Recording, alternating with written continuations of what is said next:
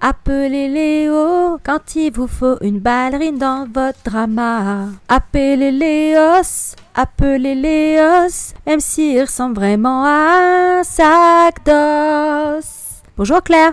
Bonjour Aurélie, je m'attendais pas du tout à ça. Alors, bon, pour ceux qui viennent par hasard, alors sachez que nous ne chantons pas toujours. Nous avions fait ça une année en 2022 où nous commencions toujours par une intro musicale décalée. Voilà, visiblement Léo a inspiré Aurélie, ça n'était pas prévu. Ah ouais, je le sentais bien, tu vois. C'était ce que t'avais dans la tête, toi. Alors, tandis que moi, j'ai le thème musical non-stop dans la tête de Immortal Bird, là, de Sadie, on en parlera après. J'arrive pas à me chasser cette chanson depuis que j'ai vu la série, je la trouve sublime. Donc, je pensais que t'allais chanter ça, moi, pendant un moment. Ah bah non, attends, ça aurait été trop stylé. C'est mal me connaître. Et puis on va pas la dénaturer parce que si moi je la chante, vous la reconnaîtrez pas, elle sera massacrée. Donc du coup, donc je la passerai à un moment en fond sonore quand on en parlera. Mais voilà. Bon, et nous revoilà dans notre cycle Léo qui n'était jamais prévu un cycle Léo, mais finalement c'est le 4e drama avec Léo Yunsi, si on le fait à la chinoise. Allez hop, ça c'est fait. Le roi Léo. Voilà. Bah oui, le roi Léo. What else? C'est vrai qu'on a un cycle Wallace Chung, donc ça, pareil, on en reparlera. Mais le cycle Léo, il s'impose de lui-même. Au fur et à mesure, on ne désespère pas d'avoir un jour un cycle Chen Kun, mais pour l'instant, il nous a pas encore renoué avec quelque chose. Non, il se fait rare, Chen, là, faut qu'il arrête ses conneries, hein, pépère. C'est pas vrai, il a sorti des dramas, mais malheureusement, je n'ai accroché à aucun, donc c'est dommage. Alors qu'en même temps, à chaque fois, il est phénoménal, mais l'histoire m'intéresse pas, donc du coup, je décroche, c'est dommage. Après, c'est difficile de passer après Rise of Phoenixes, parce que c'est un peu notre étalon or... Et pas étalon d'or, tu remarqueras que j'ai fait bien attention à ce que je disais. Oui, mais tu l'as dit, mais moi je l'ai pensé très fort. Je dis bien, oui. Parce que bon, ça n'est pas que le mien. On a vu beaucoup de fans. Donc... Effectivement, c'est pas pour rien que t'es Ninji d'or. Ah, ça déchaîne les passions. Mais Léo aussi déchaîne les passions. D'ailleurs, je vais le dire d'entrée de jeu. D'ailleurs, je sors le mois drama probablement quelques jours après cet épisode où va figurer cette série. Moi, je dis, ne venez que pour lui. Ah, mais clairement. Oh, punaise. Je suis très, très emmerdée avec ce drama parce qu'en fait, il y a plein de choses que j'ai pas aimées. Ah, on sera sur la même longueur alors. Mais j'arrête pas d'y penser et de me repasser des scènes et c'est vraiment paradoxal ma relation à ce drama en fait. C'est très curieux. J'ai la même, c'est-à-dire que j'y repense aussi beaucoup et Dieu sait si c'est le foutoir, il y a plein de trucs qui me plaisent pas et en même temps on va être capable d'en parler pendant 1h30 de choses très intéressantes. mais voilà, c'est-à-dire qu'il est exceptionnel. Son personnage est phénoménal. Ah ouais. Il y a des scènes inoubliables et puis tout le reste, tu te dis mais putain, quel remplissage, quelle connerie. Qu'allait-il faire dans cette galère? Et pourquoi tous ces autres personnages, voilà, on le dit d'entrée de jeu du coup, je pense qu'on va passer rapidement en phase spoiler, même si vous sentez l'ambiance. Et j'ai envie de dire que c'est une série qui est assez polarisante parce que de ce que j'ai pu voir ressortir sur les sites comme My Drama List ou des choses comme ça, il y a vraiment un fossé entre des gens qui... Alors, je pense que la plupart, tout le monde est d'accord pour dire que bon, Léo, on s'en sort pas, mais dire putain, qu'est-ce que c'est mal écrit, ou d'autres, c'est le drama de leur vie, ils n'ont jamais rien vu comme ça. Et bon, on avait vu notre chère amie, la Avenue X, qui elle a bâché dès les premiers épisodes. Je suis même pas sûre qu'elle soit allée jusqu'au bout, ce qui est une fatale erreur, parce que ce drama est sauvé par ces derniers épisodes, quasiment. Et même la moitié, il y a des épisodes formidables. Mais oui, il y a plein de gens qui le supportent pas du tout, alors que il y a plein de choses. Enfin, c'est un drama de rédemption. Et il y a des choses à sauver dans ce drama. Ouais. Voilà. On va pouvoir le rédempter. Mais c'est vrai que ça me gêne des fois avec Avenue X parce que c'est dit. Alors, il y a beaucoup de dramas asiatiques qui sont lents au démarrage. Il y en a plein qu'on aurait laissé tomber au bout de 3 épisodes et on a bien fait de s'accrocher parce que Ten Miles of Peach Blossom jusqu'à l'apparition de Ye Hua, Et puis après, tu peux plus le lâcher. Donc c'est dommage de pas persévérer un peu plus. Ouais, c'est très curieux ce drama, parce que je dirais pas que c'est le drama de ma life. Malgré toutes ses qualités, il y a quand même des gros défauts d'écriture, de mise en scène, des maladresses au niveau de la musique aussi, même s'il y a de très beaux morceaux de musique, il y a d'autres trucs qui m'ont vachement gênée, ça on en reparlera aussi. Ils ont beaucoup misé sur l'alchimie Bailu, Léo Luo depuis Love is Sweet, hein, qu'on avait présenté à l'occasion d'un nouvel an chinois, je crois, qu'on avait... C'était le premier nouvel an chinois qu'on avait célébré, on avait fait fort, on en avait sorti 5. Ouais, grande malade. Et Love is Sweet, ouais, ça fonctionnait du feu de Dieu, donc dans un contexte vie de bureau contemporain, quoi. C'était vraiment chouette, et c'est vrai que les deux ont une alchimie. Malheureusement, cette alchimie, on ne la retrouve que par quelques éclairs par-ci par-là, noyés dans 40 épisodes de ce drama historico-magique, on va dire. Et, Scientia. C'est un Scientia, ouais. La mayonnaise, elle prend pas du tout comme ça avait été pour Love is Sweet. En fait, la magie n'a pas opéré de nouveau. C'est dommage. C'est dommage. Parce que... Alors, pas sur nous, parce que c'est vrai qu'il y a sur certains, ça a opéré. Je pense que, comme tu l'as dit, on voit bien l'alchimie. Et, moi, j'ai été très désarçonnée par le personnage joué par Bailu. Alors, elle est sublime, hein, Bailu. Hein. Vous voyez les images, je vais mettre, il n'y a rien à dire sur son visage, sur ses expressions, etc. Mais en même temps, son personnage, je ne l'ai pas trouvé du tout engageant sous ses 3 incarnations. Parce qu'en plus, voilà. Alors, autant celui de Léo, 3 fois tu le bouffes, 3 fois il est bien. Et là, j'étais pas avec la nénette. Donc, du coup, comme la nénette en face, ça marche pas, t'y crois un peu moins, quoi. Enfin, t'es moins... Enfin, moi, t'as envie de dire, écoute, change de crèmerie, mec, hein. Ce sera pas plus mal, hein. Tu verras que... Change de palourde, elle est pas fraîche, celle-là. Elle passe à autre chose. Oui, parce que... Essaye d'autres mots, là. Oui, apparemment, mais... Ah ouais, je ne sais pas si ce sera notre sous-titre. Je te l'avais suggéré, mais j'ai peur que ça détonne un peu, quand même. Mais c'est une vérité. Le fait est que... alors, Bailu joue très bien, mais elle fait à partir de ce qu'elle a. Et clairement, ce drama, il a été écrit pour le personnage masculin. Et elle, elle est là. Elle lui donne la réplique. Donc, je trouve que c'est vraiment au niveau de l'écriture que les scénaristes ont un peu spoilé. Enfin, ils ont vraiment pas bien servi le personnage féminin, en fait. Et donc, Bailu, elle joue très bien, les expressions, elle peut passer du rire aux larmes. Enfin, c'est une très bonne actrice. Elle l'a déjà démontré à plusieurs reprises. Mais là, elle est desservie par une écriture vraiment faiblarde de son personnage. Alors que Léo Luo, pareil, c'est un très bon acteur. Et alors lui, son personnage est super bien écrit. Tu te dis, ils ont écrit pour lui, et ensuite, ils ont fait le reste de l'histoire autour, quoi. Et ça s'est un peu trop senti.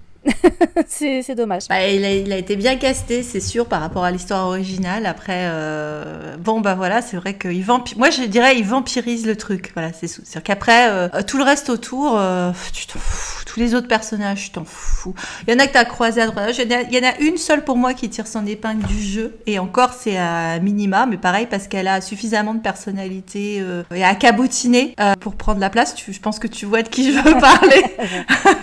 Ça nous permet de dire qu'il y a on retrouve des acteurs d'Ashes of Love, on retrouve des éléments d'Ashes of Love, et c'est vrai que la plupart des gens ont développé un syndrome du second personnage masculin. C'est ton cas, Aurélie, sans toi viser, en regardant Ashes of Love. Ah Runyu, ouais.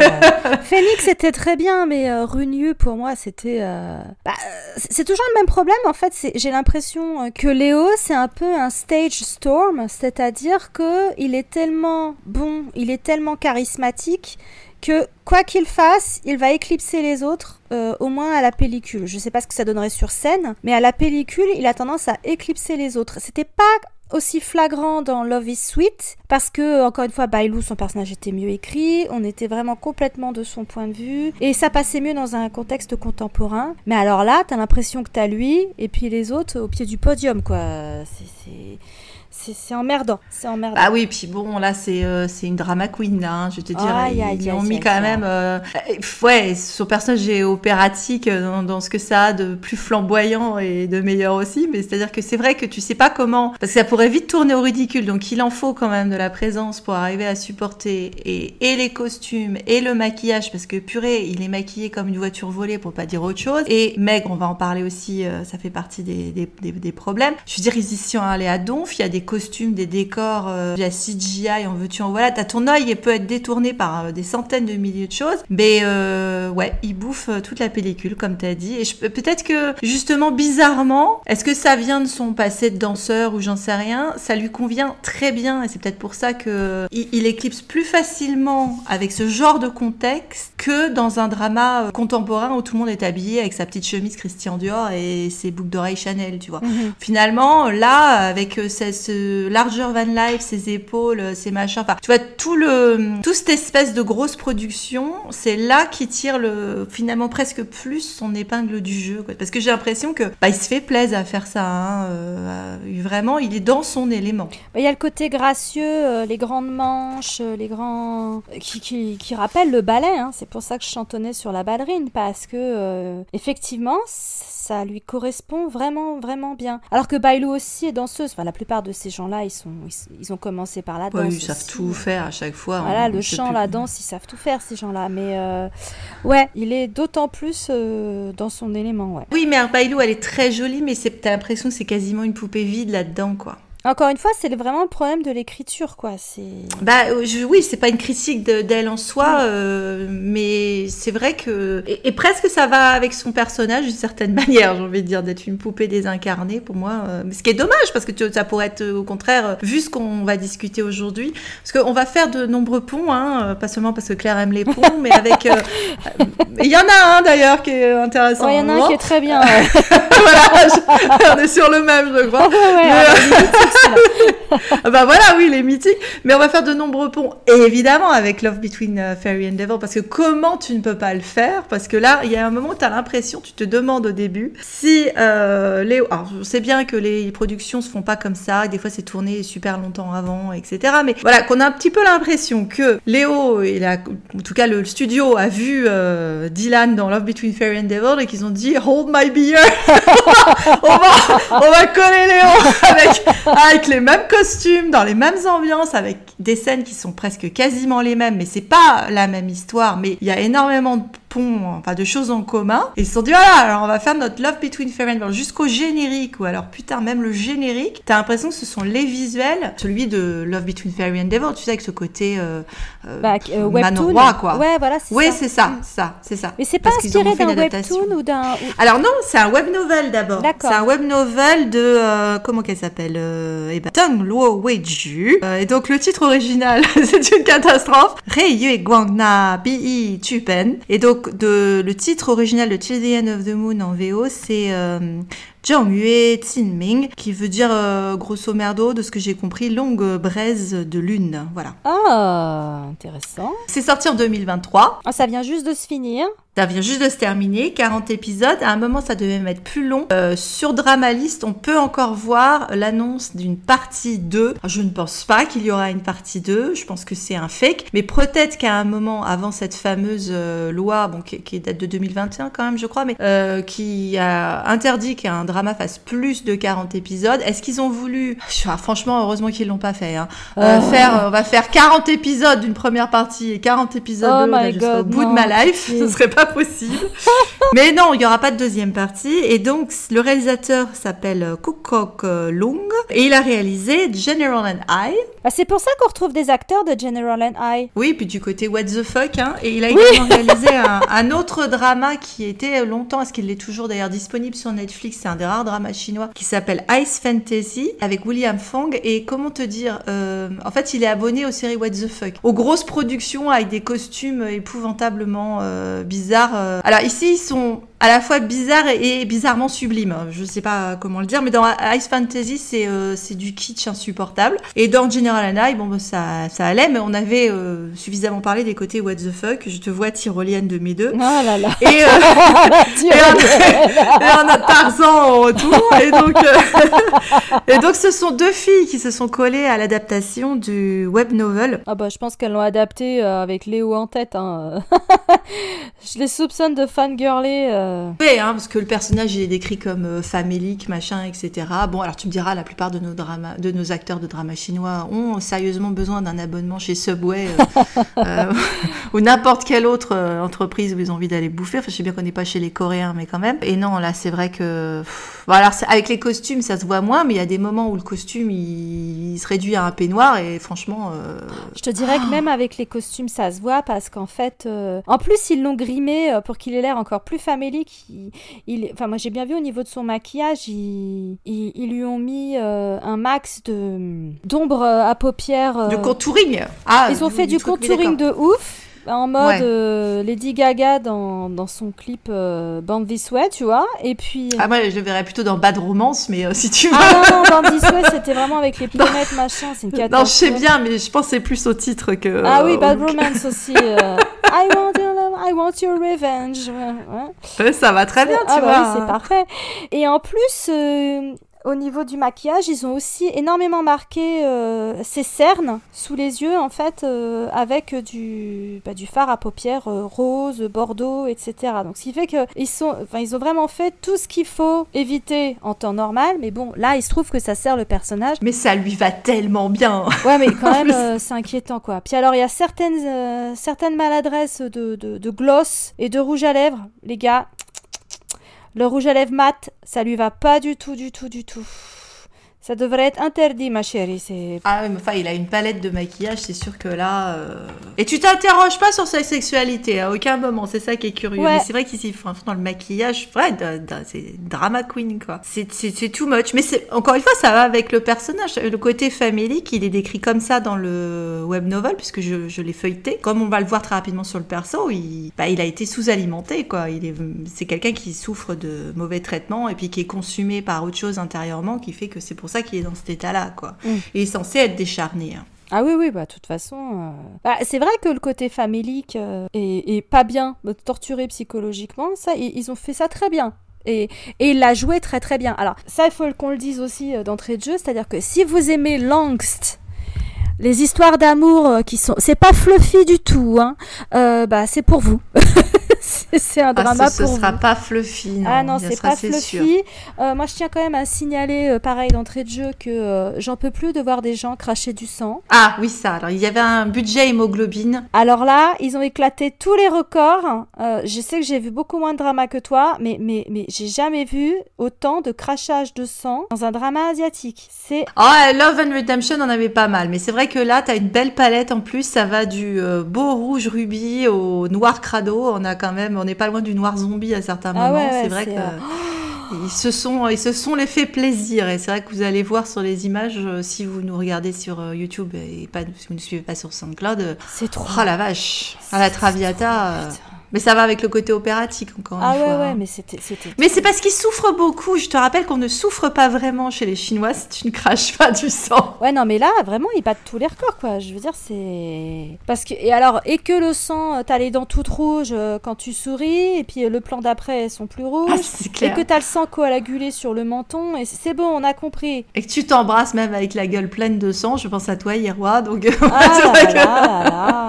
Et pourquoi tout cette hémoglobine? Ça devient too much. Alors voilà, oui, ça c'est un mot que j'associerais à cette série. C'est le grotesque. Il y a des moments franchement grotesques. Aussi bien dans le côté opératique, certains choix de design dont on va pouvoir parler, voilà. Alors que par ailleurs, c'est une production de qualité. Enfin, il y avait des moyens, hein, clairement. Ah ça, ils ont fait péter le budget. Hein. Que ce soit décor, costume, CGI, franchement...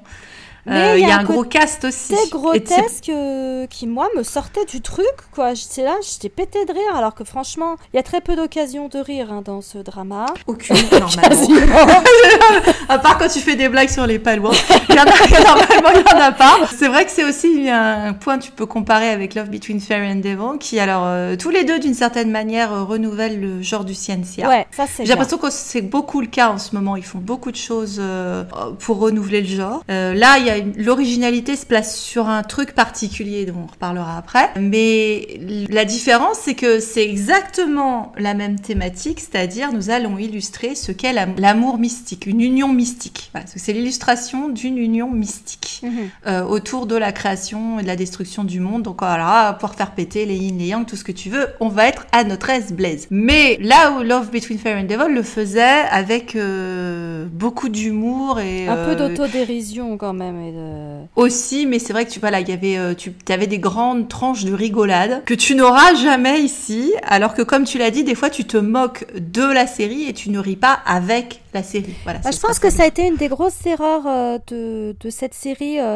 notamment par rapport à la réunion entre Bailou et Léo, c'est que ils ont un vrai potentiel comique tous les deux. Ça participait vachement de leur alchimie dans Love is Sweet. Et là, c'est un drama sérieux qui se prend au sérieux, et c'est peut-être ça le problème. Et ce potentiel comique, on l'a plus du tout. Et honnêtement, il y a des moments, même si le fond reste tragique, ils auraient pu le faire. Ils auraient clairement pu le faire, ça n'aurait rien enlevé à la qualité du drama, quoi. Donc ouais, ça ce serait un regret aussi, c'est qu'effectivement la mayonnaise n'est pas prise entre eux. Et je pense que c'est en partie dû à l'absence d'humour. Mais c'est une critique que tu peux faire sur beaucoup. Enfin, moi, je sais que les Ciencia que je ne peux pas saquer sont les Ciencia dépressifs, et il y en a quelques-uns comme ça. Bah, par exemple, il y en a un qui est sorti récemment qui s'appelait Journey of Chongzhe. Ce truc, c'est un truc de drama dépressif. C'était vraiment pesant, lourdingue. Oui, on a compris. Oh là là, l'avenir du monde se joue et tout ça, c'est bien très triste. Dans plein de tes réincarnations, tu vas en chier des ronds de chapeau. Bon, voilà. Mais pourquoi s'infliger ça, quoi, tu vois?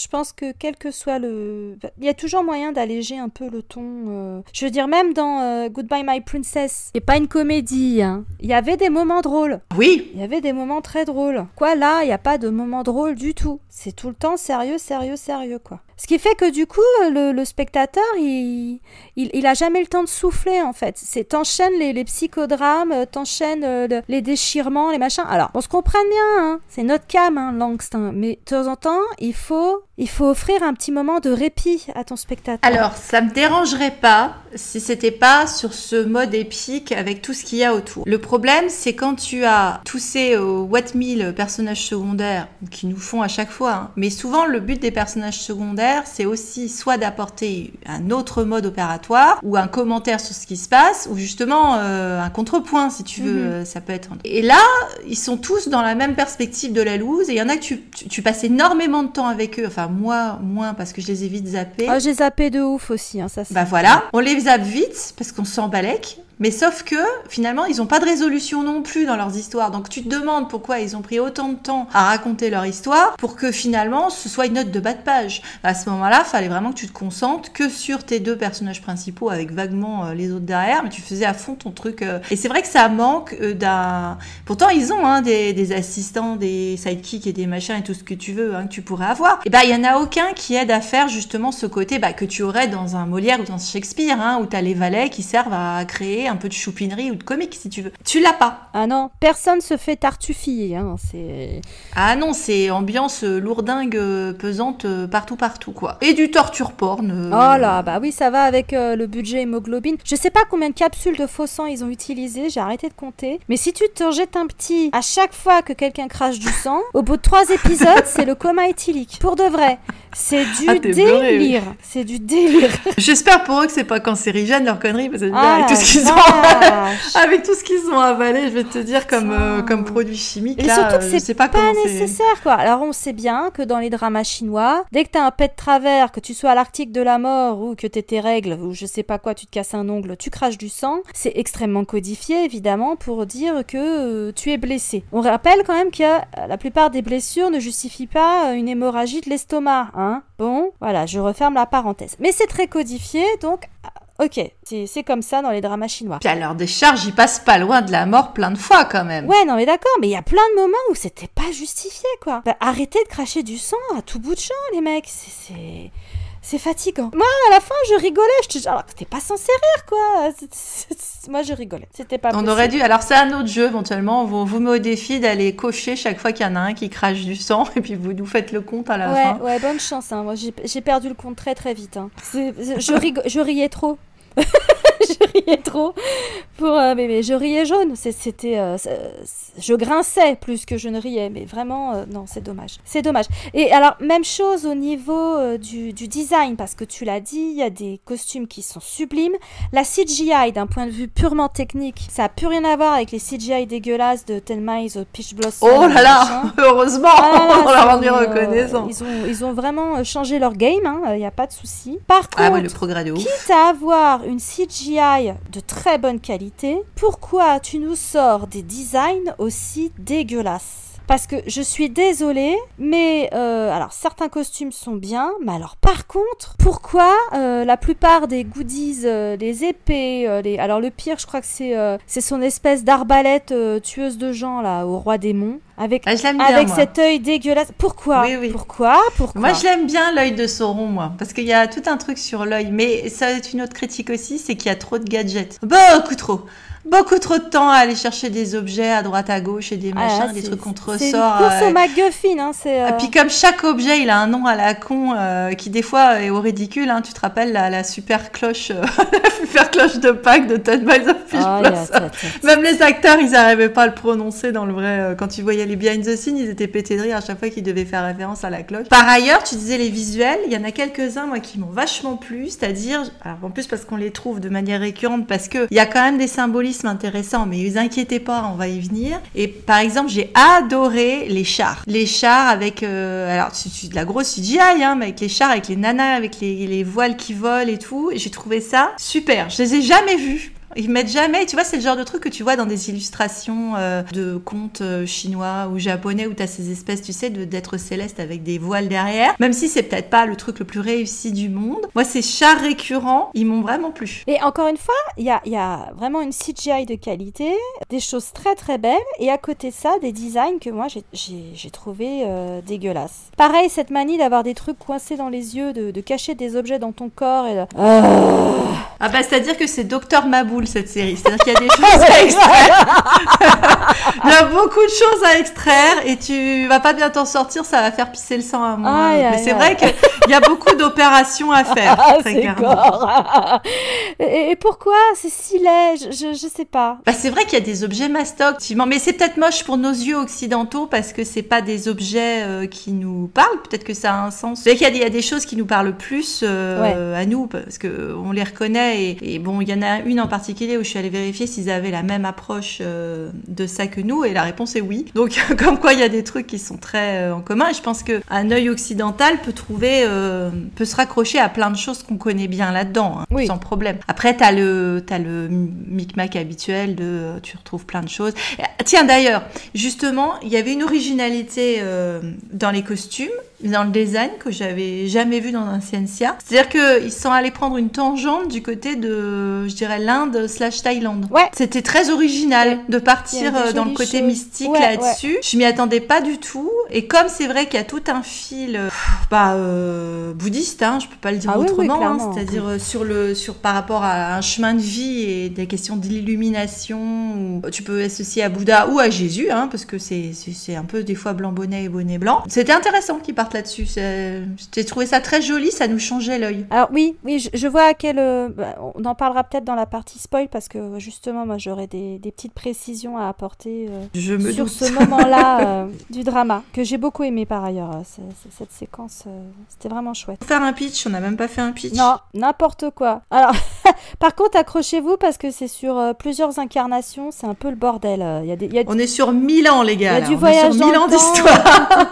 Donc, ça a l'air qu'on pourrait faire simple quand on peut faire compliqué. Ça pourrait se résumer à faut-il tuer bébé Hitler si on arrive à retourner dans le temps avant qu'il devienne Hitler? Le vrai dilemme, parce qu'il y a une question morale derrière, c'est est-ce qu'il faut le faire ou pas, ou la présomption d'innocence ou la notion de libre arbitre? C'est très développé, ça c'était vraiment un des points forts du drama, j'ai trouvé. Est-ce qu'il faut aller tuer bébé Hitler ou est-ce qu'il faut essayer d'aller changer les choses dans le passé? Est-ce que tu peux changer les choses dans le passé? On a tous vu Retour vers le futur, comment ça peut avoir une incidence après sur le futur. Tu peux pas pas innocemment changer, modifier des choses dans le passé dans tous les cas. Ah oui, gare c'est quoi? C'est au paradoxe du grand-père, méfiez-vous. Ouais, c'est ça, exactement. Bah donc oui, donc du coup ça commence, c'est la merde, hein, donc on commence Nuit Noire, tout est en train de péter, le roi des démons, qui pourrait être le meilleur cousin ou le meilleur copain de Dong Feng Xingsan, a décidé d'exterminer absolument tout ce qui est sur son chemin. Ah, les gants, mais il y a moins de porno de la main, je le place tout de suite. Le porno de la main, il y en a pas là, tu pourras pas. Je sais bien qu'ils ont vaguement essayé, mais je dirais pas que c'était du porno de la main. Il y a des choses hyper sexy et beaucoup plus des fois que dans Love Between Fairy and Devil, mais disons que il y a pas de tension sexuelle que tu avais dans Love Between Fairy and Devil. Alors, et ce qui est dingue, encore une fois, avec deux acteurs comme. C'est le paradoxe de Léo. Après le paradoxe du grand-père, on a le paradoxe de la bonasse. Donc, on va faire un autre. De la ballerine. De la ballerine, voilà. Donc du coup, le roi des démons décide de tout faire péter et sur son chemin, une secte de vaguement célestes, mais c'est pas vraiment des célestes. C'est des... Bah ouais, là on est dans le Wuxia avec tous tes potes les immortels là que tu peux pas saquer. Ils sont trop chiants. Ils sont tellement trop chiants ces humains qui se cultivent là. T'es en blanc, tu es dans une secte, tu fais la gueule, clairement faut t'éliminer quoi. Je veux dire franchement. Ouais. Je les aime pas ceux-là. Hein. Donc du coup, effectivement, il a décidé de les péter et une jeune femme se met en travers du chemin parce qu'il essaye de détruire un artefact. Donc déjà, tu commences encore avec tes artefacts à la con. Alors un artefact qui s'appelle le miroir du passé et qui est le seul objet capable de le détruire. Voilà. Donc du coup, faut qu'il le bute. Et sauf que le miroir en question, il est récupéré par la jeune fille et qu'elle va l'activer avec une goutte de son sang et elle va se retrouver envoyée dans le passé comme le dernier espoir de toute l'humanité, hein, on peut pas le dire autrement, pour pouvoir revenir 500 ans plus tôt, à l'époque où il n'avait pas encore migré en roi des démons, en malin absolu là, à un moment où c'était encore un mortel qui en chiait, pour le buter pendant qu'il est justement accessible. Alors l'erreur, je dirais, c'est de ne pas l'avoir envoyé quand il était bébé ou très jeune, peut-être qu'elle aurait, mais là potentiellement il est nubile, c'était peut-être une erreur. Mais bon. Sinon, il y a plus d'histoire d'amour, hein. Tu casses tes pas. Je sais bien que c'est vous avez. Mais je dis quand même. Il y a une erreur de calcul, hein, clairement. Voilà, bon, voilà. Donc elle débarque sur beau gosse quand chie. C'est forcément, ça peut aussi, comme un enfant, ça peut aussi t'amadouer le cœur aussi, hein, je vais te dire. C'est-à-dire que ça a dû lui amadouer le plus que le cœur, le cul, mais le problème, il y a tellement pas de tension sexuelle que c'est ça. On ne saura pas. Donc voilà, mission, je dois aller buter le type. Alors il y a un certain nombre de choses qui vont compliquer sa tâche à Mémère. Elle a plus de pouvoir d'abord quand elle a migré dans le corps de l'humaine qui est mariée et à ce moment-là donc au personnage de Tan Tai-jin qui est notre personnage masculin. Donc elle a plus de pouvoir. C'est emmerdant. Et puis en plus, si elle le bute, il migre automatiquement en démon. Donc il faut qu'elle trouve, c'est là que tu peux te payer des tranches de rire sur le scénario. Il faut qu'elle trouve un os. L'os caché du mal. De là, tu dis. Bon, alors, moi, j'étais pété de rire à chaque fois. Alors, où va-t-elle trouver l'os caché? On se le demande. Elle palpe, hein, elle cherche.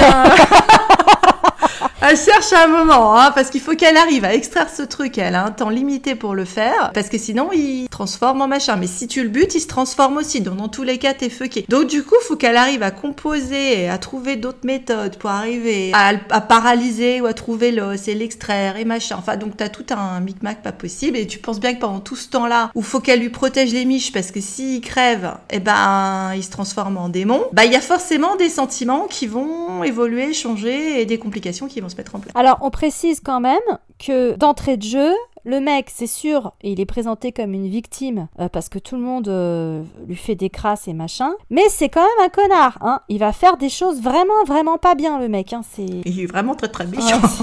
Il est vraiment très, très méchant. on peut comprendre parce que il a vraiment, alors vie de merde, ça a été inventé pour lui le concept. Hein. Mais quand même. Mais quand même, il est méchant. Hein. Il est vraiment, vraiment méchant. Ça nous donne potentiellement une belle relation toxique, oui. Ça, on peut le dire. C'est une relation foncièrement dysfonctionnelle. Oui. d'entrée de jeu. Ouais, même si elle craque pour lui. Puis le nombre de fois où elle a eu la sensation que leur relation qui évoluait à tous les deux était source de changement pour lui, qu'il allait devenir gentil et machin. Et c'est pas si simple. Et vice-versa, parce que chaque fois que lui, il pense que leur relation a évolué vers quelque chose de plus intime et qu'il peut avoir confiance en elle alors qu'il a confiance en personne, à juste titre, elle lui fuck sa life, hein. Donc du coup, c'est foncièrement dysfonctionnel. Ah ouais, ils passent leur temps c'est un timing de merde. Ils sont jamais sur le même timing, quoi. C'est Starcross. Pourtant, ils ont 1000 ans quand même, hein, pour ce timing. C'est un sacré ajustement, 1000 ans. Tout le monde, il a pas 1000 ans pour se timer avec sa moitié, quand même. Hein. Non, speed dating, c'est moins que ça. Hein, c'est quoi, c'est 7 minutes, 5 minutes? Je ne sais pas. je ne sais pas. Mais alors, 1000 ans pour convaincre, ça fait beaucoup, quand même. Ouais. Après, faut reconnaître un truc, c'est que c'était intéressant que le pouvoir de l'amour ne fasse pas tout et que le mec, il continue à être un bâtard pendant un certain temps, quoi. Parce que, au moins, c'est pas si simple. Moi, je dirais que le problème, c'est que justement, il n'y a pas le pouvoir de l'amour pendant très longtemps dans le truc. Parce qu'en fait, tu pourrais dire que c'est de la compassion intéressée, mais il y a justement, c'est bien tout le fond du problème, c'est que, et c'est aussi peut-être pour ça que ni toi ni moi, on a complètement adhéré à la relation entre les deux, c'est que il n'y a pas d'amour de son côté, en fait, pendant très, très, très, très, très, très longtemps. Ah bah, il tombe amoureux le premier, hein. Aussi tordu soit-il, c'est lui qui tombe amoureux en premier. Elle met beaucoup de temps à tomber amoureuse de lui. Hein. Elle le manifeste. At the last minute, quasiment. Ah, quasiment, ouais. Ce qui était le cas aussi dans Love is Sweet, d'ailleurs. Alors, dans Love is Sweet, lui, il était tombé amoureux d'elle depuis l'enfance. Elle a mis beaucoup de temps à tomber amoureuse de lui. Hein. Parce que c'était un bâtard. Soi-disant un bâtard. Oui. Que là, c'est pas soi-disant, hein, c'est vraiment un bâtard. C'est vraiment un bâtard, mais à sa décharge, il a vraiment pas de bol. Hein. C'est vraiment né au bon endroit au bon moment. Ah là là. Parce que alors ça aussi, ça peut être dans les termes. Hein. Ça nous semble toujours bizarre à lire nous quand on lit les sous-titres, c'est-à-dire il est le fœtus du mal. Parce que c'est ça. Alors le mot fœtus, à chaque fois, t'es là. Bon, alors attends. Alors donc du coup, c'est une métaphore pour l'avortement, tout ce truc-là, parce que il est effectivement choisi par l'esprit absolu du mal pour canaliser tous les péchés du monde. Donc je te dis, je te vois Jésus-Christ, superstar. Donc il porte tous les péchés du monde. D'où la vie de merde. Hein. Et donc du coup, il faut qu'il lui arrive, pour faire sa cultivation de la loose, toutes les merdes possibles et imaginables, si tu veux. Donc il y a un côté prophétie autoréalisée du machin, parce qu'il faut qu'il lui arrive ces merdouilles, pour devenir le méchant machin. Et elle va participer forcément du processus, elle, en venant lui fucker sa life. Ouais. Oui, non, sans le savoir, c'était tout programmé. Enfin, c'est-à-dire que voilà, le dieu des démons, il a choisi ce mec-là pour sa prochaine incarnation, sa dernière incarnation, et donc du coup, il lui a programmé une vie de merde aux petits oignons. Chef kiss. Voilà, il a bien chargé la mule pour que l'autre devienne le vaisseau, enfin le véhicule parfait pour que l'esprit du mal puisse s'incarner en fait. Mais il est beaucoup plus réussi que Rey Skywalker Palpatine, je veux dire. Oui, c'est mieux. Quitte à être un vaisseau à transporter des trucs, il est quand même beaucoup mieux pour ça. Hein. Donc voilà les enjeux pour notre pépette là, elle revient dans le passé. Bon, évidemment, scénario oblige, il faut pas qu'elle le bute tout de suite, donc tu vois à peine l'artifice de scénar, tu vois, pour voilà, et évidemment. Pour communiquer. Elle est censée tomber amoureuse de lui, mais si elle tombe amoureuse de lui vite, c'est pas montré, hein. C'est vraiment pas ça qu'on voit. Hein. Normalement, il faut juste qu'elle le bute. Le but de sa vie, c'est qu'elle est née pour le tuer, en fait. Elle doit être là pour le buter. Elle est née que pour ça. C'est sa destination finale, tu vois. La première originalité, c'est ça, en fait. C'est-à-dire qu'on n'a pas la tribulation. Oui, d'une certaine manière, il y a le passage chez les mortels. Sauf que c'est un retour en arrière, ce qu'on n'a d'habitude pas. Donc c'est vrai que t'as ce truc-là, parce que ça leur donne forcément une préconnaissance, parce qu'en plus elle n'a pas d'amnésie sur qui elle est. Non. Lui évidemment n'a pas connaissance de ce qui va se passer après, mais elle l'a. Donc c'est une vraie différence par rapport à ce qu'on a dans d'autres Scientia. Des petites variétés, les petites variantes qu'on avait, par exemple c'est un festival des lanternes qui est renommé. Ouais. Autrement, c'est un festival de l'eau. Ça nous change, c'est un petit peu le même principe. Ils font quelque chose de formidable autour de ça. Oui, c'était donc bien, ça. c'était probablement parmi les meilleures scènes. À mon goût, en tout cas, pas la meilleure, mais ça fait partie des moments vraiment chouettes. On a plein de symboliques qu'on a vues. Mais il y a un moment où ça devient effectivement beaucoup parce qu'on accumule ça devient fourre-tout entre, évidemment, les choses chinoises habituelles, cultivation, dragon, etc. Phénix, on a ça. On a Orphée, on a Hadès et Perséphone, on a Adam et Ève, et on a des corbeaux. Ouais, c'est chargé, hein. C'est sûr que... C'est pour ça que pour moi, il y a un côté grotesque parce que c'est chargé. Visuellement, c'est très chargé, avec, encore une fois, des designs plus ou moins réussis. Et c'est chargé aussi au niveau du symbolisme, t'as l'impression qu'ils ont voulu tout mettre dans le truc, en fait, et que c'était trop. Et c'est dommage. C'est dommage parce qu'on a eu trop de certains trucs, moi j'ai trouvé, et pas assez d'autres. Notamment pas assez au niveau de la tension sexuelle entre les deux personnages principaux, pas assez du développement de ses sentiments à elle. C'est d'où une certaine frustration. Et le fait que j'arrive pas à catégoriser ce drama, je saurais pas lui donner une note, je saurais pas... Il me laisse perplexe, quoi. Je te rejoins complètement là-dessus, c'est ça aussi. Je peux pas le mettre en flop et je peux pas le mettre en top non plus, dans le sens où il y a des trucs qui vraiment m'ont énervé, quoi. Et j'ai zappé tellement de choses que... Mais en même temps, oui, il y a des trucs remarquables. Il y a des choses très intéressantes à analyser sur le rapport à la cosmologie, la cosmogonie, toute cette symbolique-là. Ouais, non, là-dessus, ils ont vraiment fait un super bon boulot. Ça, faut reconnaître que... Ils ont osé montrer des choses qu'on n'avait pas vues avant. Et c'est un autre axe que Love Between Fairy and Devil, comme tu l'as dit. Mais j'aime assez l'idée que le Scientia se renouvelle et que au moins on pourra pas leur reprocher de pas avoir expérimenté, de pas avoir fait des choix culottés. Ça c'est sûr. Il y a un côté expérimental, il y a un côté on essaye des trucs, il y a un côté le tout servi par une CGI de qualité, une production de très grande qualité, donc ça on pourra pas leur enlever. Après, à voir si ça fonctionne ou pas, ça dépend des goûts des uns et des autres, quoi. Il a plutôt bien marché. Après, tu vois qu'il a créé un engouement. C'est vrai que le personnage, ça tient beaucoup à l'interprétation de Léo, c'est sûr, mais c'est un personnage qui a sa place chez Lucasfilm, hein, très clairement. Tantaji. Le problème, le drame de ce garçon, c'est qu'effectivement, il est jamais au bon moment, au bon endroit, donc il est pas dans le bon drama, quoi, quasiment. C'est-à-dire que il est pas avec les bonnes personnes. Il y a quelque chose qui presque comme Kylo. Il était pas avec les bonnes personnes. Avec Kylo, oui. C'est pour ça qu'il a sa place chez Lucasfilm d'une certaine manière. Et puis qui se retrouve avec une quiche finalement comme ce pauvre Kylo, ce qui est arrivé. Donc oui, il y a des points communs. Si vous nous suivez sur Star Wars, vous voyez à peu près où ça va aller. Donc du coup, pas besoin d'aller chercher du côté spoiler. Oui, c'est vrai que ça a inspiré parce que j'ai vu passer tout de suite énormément de fanfic. Ça a tout de suite été très demandé, ça. Et probablement des gens qui étaient en peine aussi de ce que tu aurais voulu trouver dans la série et qui aurait pu être étrangère, mais qui finalement n'a pas été assez développée. Par ailleurs, il y a des choses qui ont été légèrement modifiées d'après le web novel. Alors, je dirais pas qu'il y a eu une grosse censure, mais je dirais que, par exemple, il manque une scène de cul qui aurait dû être là et qui était dans le web novel de manière très suggérée, mais qui, du coup, si tu regardes les parallèles entre les différents moments et le fait que t'as forcément des scènes qui se font écho d'une incarnation à l'autre, du coup, il en manque une. Donc, du coup, on va pouvoir parler de ça. Ouais, il en manque une. Passe au spoil ? On va passer au spoil. Vous avez vu qu'on est toutes les deux raccord, qu'il y a toutes les choses qu'on aime bien, mais que c'est noyé dans des trucs qui sont moyens. Ouais, quoi, en fait. Ça donne une espèce de mélasse assez potentiellement infâme, quoi, on va dire. C'est frustrant et pas pour les raisons pour lesquelles on est frustré d'habitude complètement. Partie spoil ? Il couche Mais il couche pas assez. D'où la fameuse troisième scène qui manque.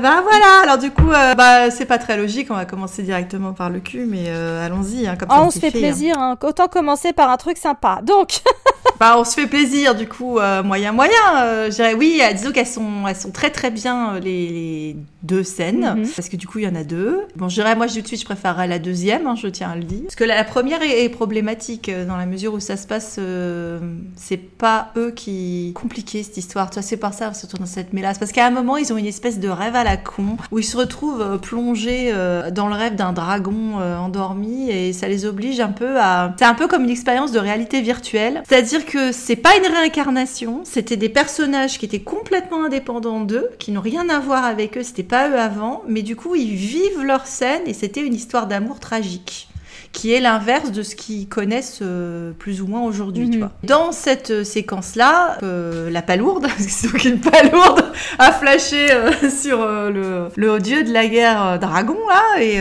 arrive à se faire marier au dragon, et puis ils y finissent par tomber amoureux, mais c'est pas si simple, ça va partir en couille, et elle arrive à avoir la nuit de noces qu'elle a pas eue en le droguant. Donc tu diras, en plus c'est du viol. Ah, sauf qu'il a pas l'air très drogué, en fait. Non, il se remet vite pépère, et puis on voit bien que c'est pas du viol du coup, parce que... Il est plus que consentant.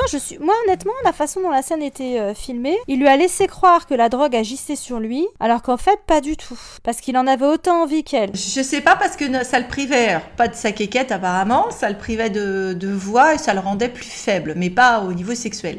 Est-ce que ça l'aurait privé de voix s'il faisait semblant, mais qu'il soit pas aussi affaibli, ça c'est évident, et peut-être que oui, il l'a laissé... je pense qu'il lui a fait croire que ça marchait, mais qu'en fait... la drogue lui a rien fait du tout. Ce serait pas la première fois qu'on aurait ce genre de choses. Il était quand même bourré quand elle est arrivée. Ouais, c'est pas faux. Il était quand même... Bon, normalement, c'est censé t'enlever un peu tes moyens, mais je sais bien qu'on est sur des divinités, alors bon, ils font ce qu'ils veulent. Oui, donc elle exige d'avoir sa nuit de noces, machin, tu verras pas grand-chose, mais c'est une scène très sexy, et presque t'as l'impression que ça arrive comme un cheveu sur la soupe, parce que t'étais pas dans une ambiance, encore une fois, tension sexuelle, même si t'avais des jolies choses avant, mais comme c'est pas exactement tes personnages. Du coup, c'est un peu comme si c'était regardé tous les deux un porno. Ouais, c'est ça. Quand après ils vont se retrouver dans la vie, dans leur vraie vie, ils ont en commun le fait qu'ils ont couché virtuellement ensemble et qu'ils s'en souviennent tous les deux, mais ils ont jamais eu de relation sexuelle en vrai. C'est très tordu. Oui, ça c'est un truc qu'on pourrait dire. C'est quand même tordu. Il y a tordu et tordu. Bon, en général, tordu, c'est notre cam, hein. Mais là, quand même, faut reconnaître que... Alors, moi, j'étais pas si sûre que c'était pas eux dans une précédente incarnation. Pour moi, c'était... Ça a été bien vérifié par l'auteur, elle l'a bien signalé, d'accord. Oui. Ça leur permet justement d'avoir une expérience de l'autre, quoi. C'est-à-dire que ce qu'on avait dans Love Between Fairy and Devil, c'était d'expérimenter l'autre côté. Ouais. Mais là, c'était l'autre côté de la personne en face de toi. Là, c'est l'autre côté dans le sens, ce que c'est que d'être en bas de l'échelle ou devenir un démon pour la fille. Et ce que c'est d'être un roi tout-puissant du côté du bien pour, du coup, ce qui sera le roi des démons, en fait. Et d'avoir des informations qui vont leur servir plus tard, parce que t'as le fait que ça se rejoue toujours. Alors c'est vrai que tu pourrais penser que c'est des réincarnations, mais en fait non, on leur dit bien que non, le dragon et la palourde, c'est pas eux en fait. Et du coup c'est vrai que ça leur sert ça leur permet de se mettre dans le point de vue de l'autre en fait, puisque c'est elle qui vire démon et lui il reste droit dans ses bottes jusqu'à la fin. En tant que en tant que dieu de la guerre. Oui, c'est la première fois où il couche sans vraiment coucher, puisque finalement ce sont les personnages du rêve qui couchent. Et puis, ils couchent ensemble aussi quand il est devenu... spoiler alerte il est quand même devenu le dieu des démons malgré toutes les astuces possibles et imaginables pour faire que ça ne se passe pas. Et elle croit... Enfin, il veut l'épouser, elle croit qu'il va la tuer après, etc.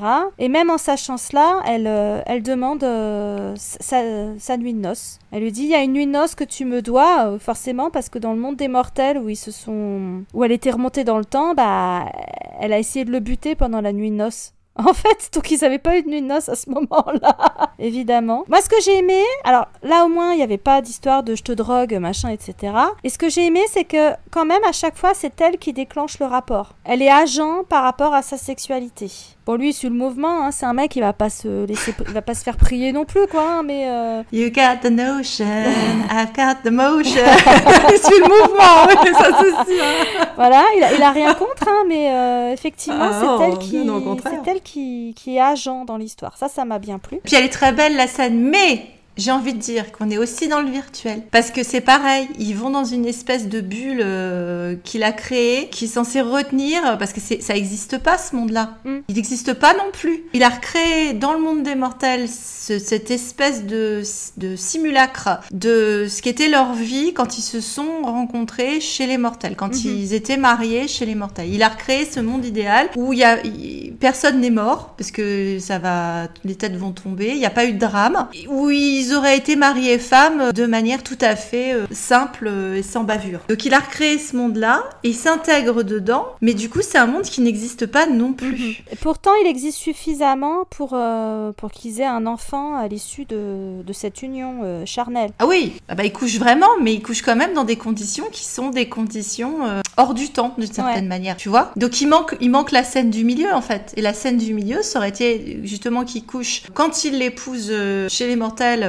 son moment méga gros bâtard. Quand elle remonte 500 ans en arrière, elle va occuper le corps d'une nana qui est son portrait craché et qui est déjà mariée à Léo Luo, futur bâtard. Et elle l'a épousé dans des conditions pas possibles. En fait, il y aurait eu une beuverie, il n'y a pas du tout d'amour entre eux et il est traité comme de la merde dans cette maison parce qu'il est prince otage d'un autre royaume et il est traité comme de la merde dans le royaume où il vit depuis qu'il est tout petit, en tant qu'otage. Parce qu'on rappelle que vie de merde, ça a été inventé pour lui. Donc du coup, il la déteste au début et elle, quand elle découvre la personnalité de la nana dont elle a occupé le corps, elle dit mais en fait c'était une psychopathe quoi. Alors elle essaie de jouer le jeu de la psychopathe pour pas que les gens se méfient et qu'ils croient que c'est toujours elle, mais le fait est qu'à un moment donné c'est trop pour elle et elle devient gentille avec lui. Ils la reconnaissent pas en fait. Ils la reconnaissent pas.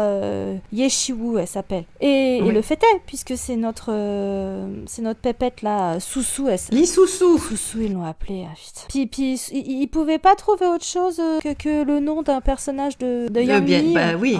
De Yang Mi. Alors je sais pas si ça s'écrit pareil, j'ai pas vérifié, parce que ça peut se prononcer pareil, mais c'est pas nécessairement le même sens. Donc elle part avec un handicap. Certes, elle est mariée au mec qu'elle va devoir buter pour l'empêcher de devenir Hitler, quoi. Mais ils se détestent. Et elle est une bitch de première. En tout cas, elle occupe le corps d'une bitch de première. Bon, sachant qu'il y a d'autres bitches qui sont vraiment... il y en a une autre, en tout cas, qui est gratinée de chez Gratiné. Sa sœur. Sa sœur, qui se trouve être une démone, dont on se contrefout. Bon, si ce n'est qu'elle fout bien sa merde, quand même.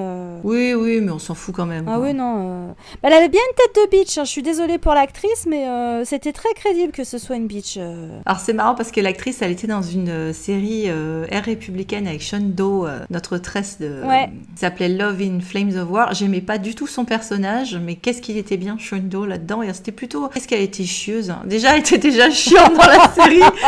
Tiens, je n'arrêtais pas de me dire, mais qu'est-ce que tu lui trouves? Change de crèmerie. Donc comme quoi, voilà, c'est triste à dire. Ouais. Contrairement à l'autre actrice Wang Yifei. Wang Yifei, qui est la méchante de Ashes of Love, la Pon, qui joue une démone et qui est le seul personnage secondaire qu'elle a trouvé grâce à mes yeux. Parce que, alors voilà, elle cabotine et elle y va à donf, comme Léo, quoi. Allez hop, j'y vais à fond. Moi, je suis déçue que cette nana, on lui offre pas d'autres rôles parce que je trouve qu'elle a vachement de potentiel, en fait. Et elle a pas fait grand-chose depuis Ashes of Love et je trouve ça dommage. Parce que déjà, elle est très jolie. Je pense qu'elle pourrait faire vraiment plein d'autres trucs, même des premiers rôles, tu vois. Oui, heureusement qu'elle était là pour faire ça, au moins. Mais c'est vrai elle était sous-exploitée aussi. J'aurais mieux valu la voir, elle, finalement, en sœur que l'autre. Ouais. C'est dommage, on est d'accord là-dessus. Donc du coup, il y a un moment où dans le cycle du Tai Tai Jin chez les mortels, il gagne en puissance au fur et à mesure, il sait sa montée au trône, il part effectivement otage, team, battu, laissé pour compte, il gravit petit à petit les échelons par son intelligence, sa ruse et le fait qu'il n'a pas peur de faire tomber des têtes. Donc il arrive au fur et à mesure, il devient roi, il est d'ailleurs un bon roi, il est vraiment un roi intéressant, il fait plutôt bien le taf en fait, même s'il fait des saloperies, il fait le travail. Bon. Et donc, forcément, il décide de s'épouser après avoir fait un peu baver la nana parce qu'elle le mérite, de son point de de vue, comme il est tombé amoureux d'elle, il décide de se la marier, comme on a droit souvent dans nos dramas. Je suis le roi, je fais ce que je veux. Donc du coup, il arrive à se l'épouser et c'est là qu'il te manque effectivement une nuit de noces.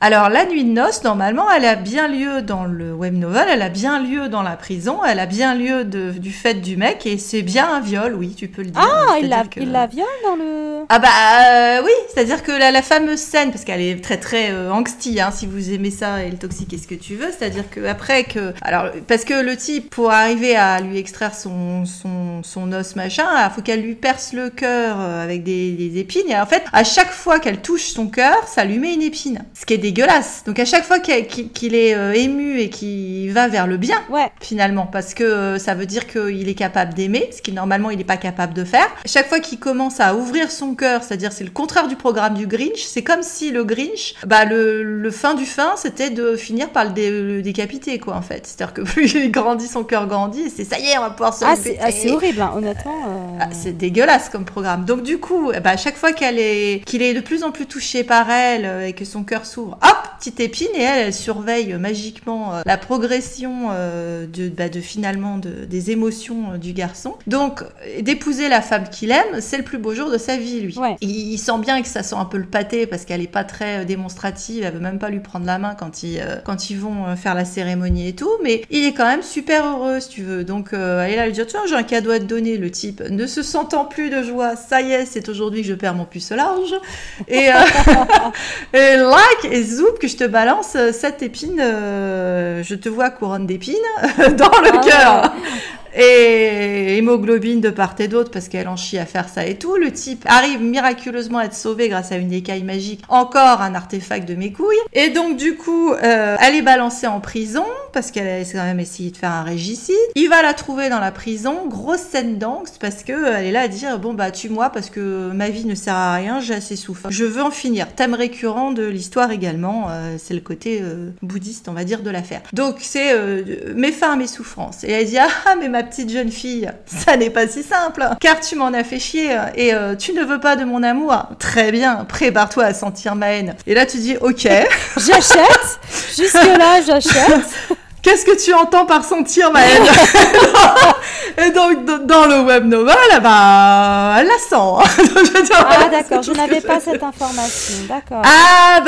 Voilà. Donc, du coup, et qui plus est, parce qu'on va vers les scènes qui sont pour moi en dehors du fait que tout le final est phénoménal, là, dans cette fin d'arc chez les mortels, sublime, ça, du pathétique sublime, pas dans le sens pathétique la loose, mais dans le sens le pathos qui te prend aux tripes, parce que elle s'est dit ok, le seul moyen c'est grâce au rêve qu'ils ont fait là, c'est qu'il faut que j'arrive à récupérer cet os, parce que maintenant j'ai accès, je vais récupérer l'os, mais j'ai pas assez de cultivation, donc allez hop, faut qu'elle fasse venir des éclairs, vous connaissez tout le tout-team, histoire de se faire foudroyer et d'arriver à gagner en cultivation. Ça ne marche pas dans la vraie vie, ne le tentez pas. Ça n'a pas marché pour Claude François.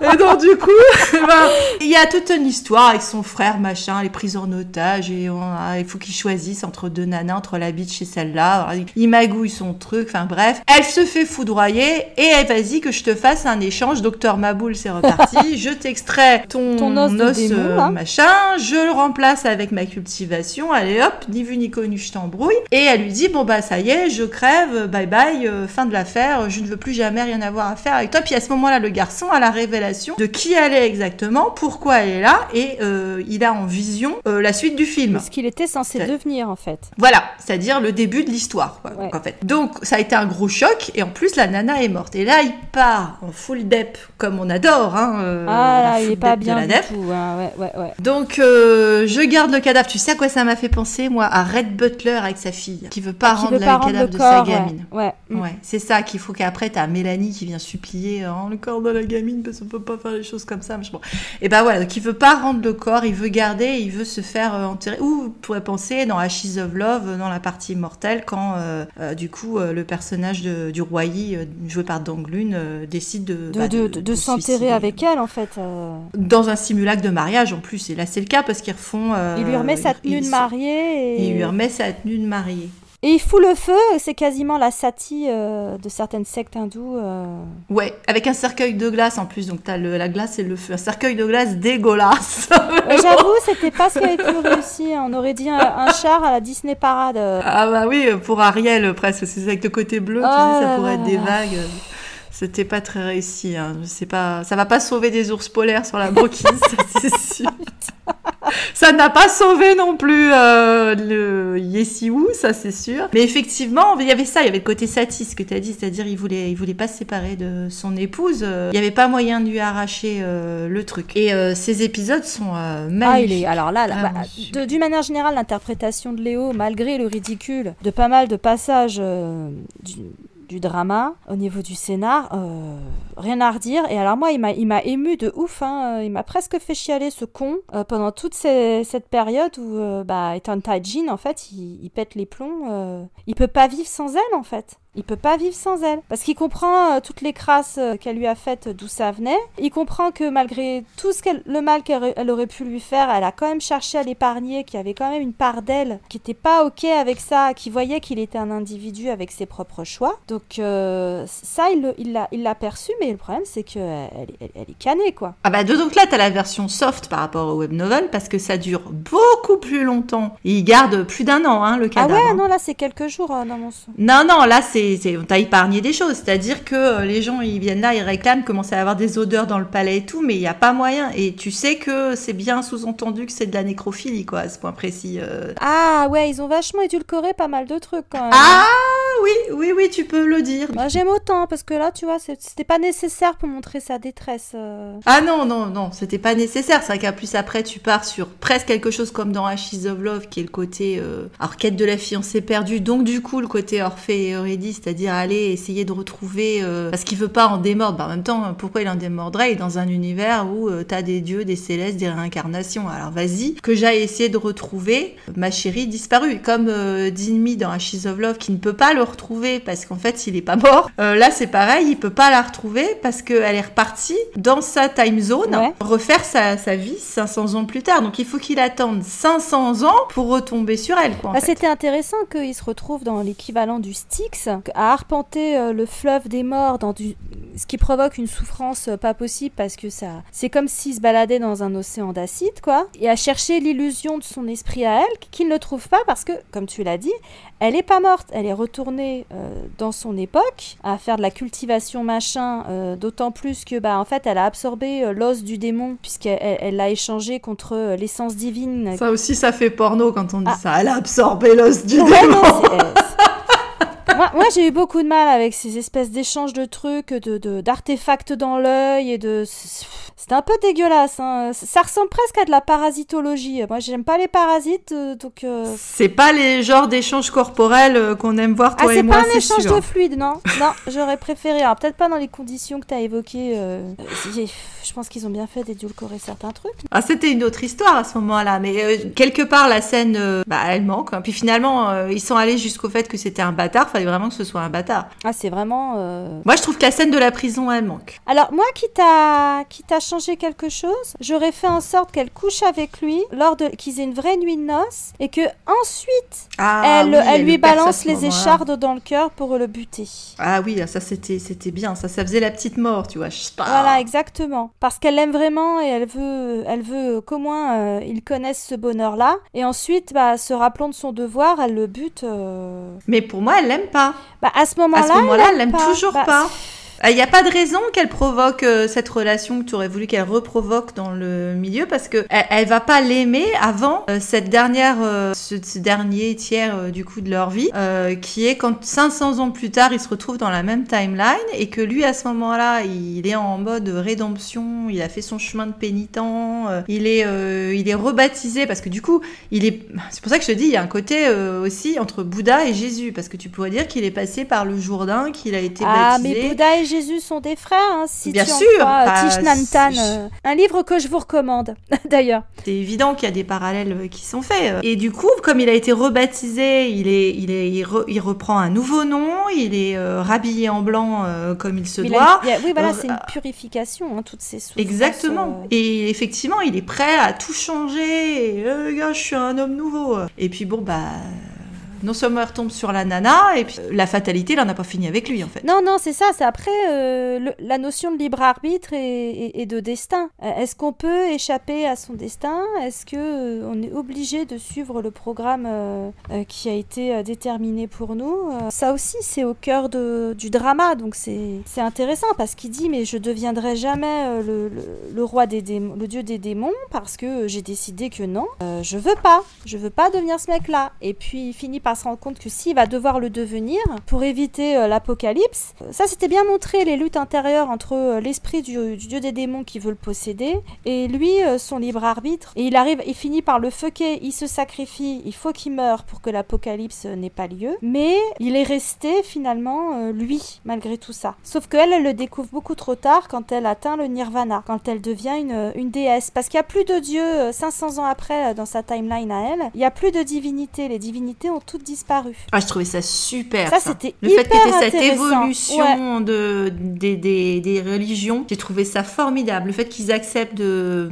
passer à autre chose, cette évolution de la mythologie, j'ai trouvé ça génial. Franchement, ça, c'était vraiment une bonne idée. De dire que les dieux ont disparu, etc. Donc, à part l'esprit du dieu des démons qui ne peut jamais... Sa forme physique peut être détruite. C'est ce qui fait qu'il a attendu que son fœtus soit à maturité, donc son fœtus Léo, soit à maturité pour pouvoir se réincarner. Mais son esprit, lui, n'est jamais mort parce que, comme il l'explique à un moment à Léo, il est immortel dans la mesure où, tant qu'il y aura des péchés parmi les 3 royaumes, y compris donc chez les humains, il sera toujours là, en fait. Donc ça, c'était intéressant aussi à explorer. On l'avait aussi dans Love Between Fairy and Devil, ça c'était ça, la permanence du mal. Oui, en fait. voilà, exactement. Et la façon dont tu luttes contre le mal. Donc à un moment donné, il a ce combat intérieur contre le mal qui est en lui, qui n'a pas été amené à l'écran comme l'équivalent pour Dong Fan Shin Chang dans Love Between Fairy and Devil. Donc c'était intéressant de voir qu'il proposait autre chose, mais c'était super intéressant. Et le moment où elle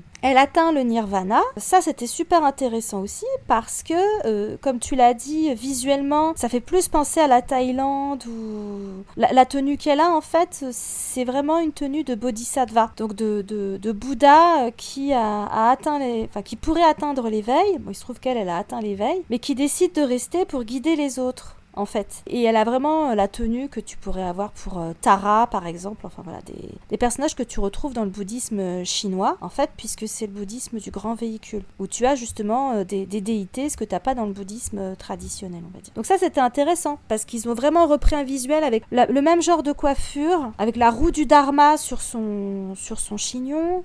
Elle a les mêmes volants qui partent d'espèces de bracelets sur ses bras, voilà. Enfin, c'était vraiment intéressant qu'ils aillent dans cette direction en fait. Surtout que ça allait avec ce qu'elle annonçait quand elle voulait, avant qu'elle retombe sur lui, qu'elle voulait prendre la voie sans cœur. La voie sans cœur, la voie du renoncement en fait. Ouais, exactement. La voie du détachement. Et donc lui, en lui faisant croire qu'il est devenu le méchant et qu'il va buter tout le monde, etc., en fait il essaie de tuer l'amour qu'elle éprouve pour lui pour qu'elle puisse emprunter cette voie et finalement atteindre le nirvana et devenir une déesse. Parce qu'il y en a plus depuis des lustres. Alors, je dirais que ça a moins bien marché que dans Love Between Fairy and Devil, parce que dans Love Between Fairy and Devil, si Xiaolon Roi, elle avait à se détacher, il y avait un attachement que tu voyais. Je dirais que là, l'attachement, tu le sens moins, tu l'as moins vu venir, ou il est arrivé trop tard, ou trop à la fin, ce qui fait que du coup, ça enlève à ce sacrifice d'aller sur la voie du... En plus, d'ailleurs, au moment où elle dit « je vais me détacher », elle s'est même pas réattachée au mec, elle a jamais été attachée à lui, en fait. Donc, elle a déjà pris cette décision avant les scènes qu'on t'a données, qu'on te donne juste après, où peut-être que finalement, on va avoir un destin possible, parce que tu es devenu un garçon bien,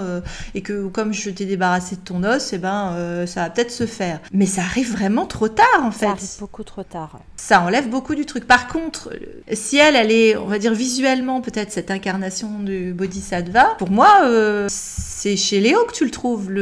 Parce que lui, il incarne bien le fait de sortir justement du cercle, du cercle de réincarnation.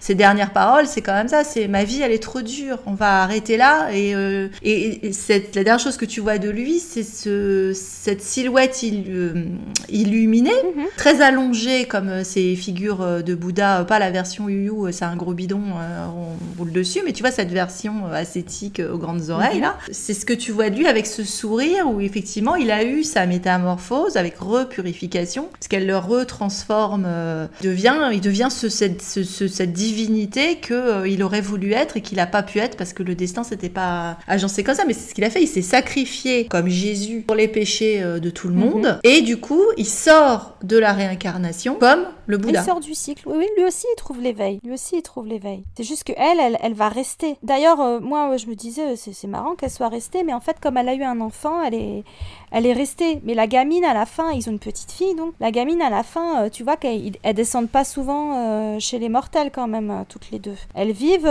sur l'espèce de mont Olympe où elles sont que toutes les deux, parce que c'est les seules déesses en fait. Et c'est le mont Olympe qu'on avait vu dans leur espèce de rêve du dragon. C'est le pilier du ciel. Donc ça, j'avais trouvé ça vachement intéressant. Oui, puis bizarrement, parce que tu pourrais dire, purée, c'est relou. Ah, tu vois pas comment ça peut se terminer bien. Non, honnêtement, dès le début, vu le ton du drama et le fait que vraiment il fait des choses pas bien et qu'elle a pas l'air de l'aimer, tu vois pas comment ils peuvent avoir un happy ending ces deux-là. Hein. Ça paraît vraiment impossible. Alors t'es presque content pour lui parce qu'il a l'air heureux, satisfait du truc, et puis ils te font une dernière image sur lui. Alors il ouvre et il termine l'histoire. Ça commence avec lui, ça se termine avec lui. Il sera pratiquement quasiment la première image, et il sera la dernière image. Donc tout s'articule autour de lui, et c'est en mode résidu éveillé. Mais alors là aussi, distanciation avec le web novel, puisque dans le web novel, normalement, effectivement, il se réincarne en mortel, et en fait elle va le redraguer, elle va essayer de choper le mortel. Alors elle a eu sa fille et elle essaye de le pécho. Il a normalement tout oublié, et puis en fait les souvenirs lui reviennent, et normalement c'est cette fin là qu'on a, et on l'a pas eu, et je dirais pas que j'en ai souffert. Non, moi honnêtement je suis pas déçue. Alors ce qu'on voit à la fin, c'est pas lui en fait. C'est le dieu de la guerre dans son écaille, dans sa forme primordiale. C'est juste qu'au moment où elle arrive dans le lac où la palourde a existé, c'est là qu'elle emmène sa fille faire un pique-nique au bord du lac, où la palourde a existé, et où les drames du rêve se sont réalisés, se sont passés des 10 000 ans avant, 100 000 ans avant, je sais plus. Elle sort l'écaille de dragon du dieu de la guerre, et c'est lui qu'on voit. Il est conscient dedans, il fait de la cultivation dans son écaille de dragon, et il a un sourire de Bouddha lui aussi. Je sais pas, ça pourrait pas quand même rester un peu, parce qu'il l'a porté à un moment l'écaille. Oui, mais il a cultivé avec d'ailleurs. Donc ça se trouve, c'est lui en final. Donc ils sous-entendent que peut-être il peut revenir, mais je sais pas, c'était pas indispensable. Alors par contre, revenons sur la question de l'union mystique. Oh. C'est vrai que tu as dit avec le fait que ça allait redémarrer, etc. Donc l'incarnation. Alors c'est vrai que on va y aller à donf sur le fait que tu vas avoir forcément les oppositions habituelles que tu retrouves entre. Alors déjà il y avait quelque chose de très intéressant sur la question de la lumière, et donc la lutte éternelle entre la nuit, le jour, la vie, la mort. Voyez où je veux en venir, donc notre yin-yang, parce que quand ils se battent au début, quand ils se rencontrent, on est dans une nuit. Ouais. Ils ont une danse mystique, on va reparler, qui est justement super bien faite, puisque elle représente tout le thème, tout ce qui les lie entre eux et qui font que ils sont obligés de se confronter. Et ça se passe pareil sur un fond de nuit. Quand ils se retrouvent après la mort du coup de Yesiwu, et qu'il la retrouve 500 ans plus tard en tant que Lee Susu, il se retrouve sous un fond de coucher de soleil. Ouais. Elle est belle cette scène. Et la toute fin, c'est une aube, l'aube nouvelle, le jour qui se lève, etc. Donc tu as toute cette question du jour et de la nuit qui se joue entre eux, donc qui est tout le temps présente. Et puis évidemment le fait que elle, parce que c'est une histoire d'oiseau, donc c'est un phénix, rien de plus à dire que vous le savez très bien, et donc lui c'est un corbeau parce qu'il parle aux animaux, et son animal totem, avec celui auquel il parle le plus et qui lui sert souvent de messager ou d'arme. Oui, c'est un messager. C'est le messager berger par excellence. C'est le corbeau, c'est le psychopompe. Et ça, quelle meilleure incarnation pour lui, parce que le corbeau, et j'ai vérifié, c'est exactement la même chose que chez nous. Donc, un corbeau, ça symbolise évidemment la mort et la lumière, parce que alors, il y a des représentations du corbeau à 3 pattes avec un soleil, et c'est justement les 3 faces du soleil, donc ça représente le jour, etc. Donc je vois ça chez les empereurs de Chine apparemment. C'est porteur de gloire, donc ce qu'on a avec la fin finalement. Il se nourrit des morts pour sa survie, donc ça c'est dans sa phase évidemment de dieu des démons. Ils ont une légende en Chine qui est intéressante autour des corbeaux, c'est-à-dire que 10 corbeaux auraient apporté la lumière au monde, donc c'est un peu l'équivalent de leur Prométhée en fait.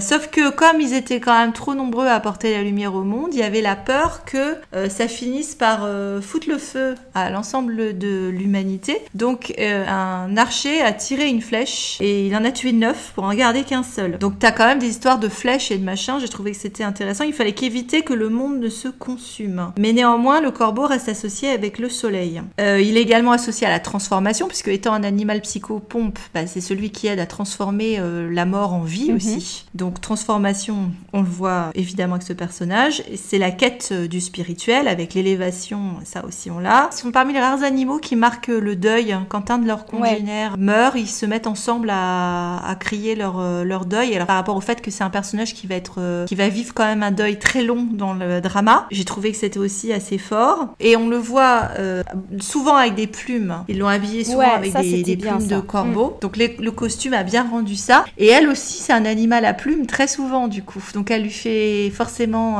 pendant, parce qu'elle emporte à la moment du mariage chez les mortels, il a des plumes un peu plus comme des plumes de paon, mais c'est entre paon et corbeau, parce que c'est des espèces de plumes noires bleutées, et elle avait ses plumes rouges à ce moment-là. Et on retrouve ça plusieurs fois dans leur costume. Et alors, c'est d'autant plus intéressant qu'en plus, cette capacité à parler aux corbeaux et à les posséder, en fait, à se servir d'eux pour différentes choses, ça lui vient, lui, de la tribu de sa mère qui est morte en couche pour le mettre au monde, qui est peut-être la seule personne qu'il a vraiment aimée dans sa vie de merde. Et donc, c'est à la fois la mère et c'est le deuil aussi, parce que sa mère est irrémédiablement associée au deuil, puisque, encore une fois, elle est morte en le mettant au monde, et c'est ce qui a poussé son père, le roi, à le chasser et à en faire un otage, parce qu'il en avait rien à foutre de ce gosse. Donc, ce qui fait qu'il a eu une vie de merde, quoi.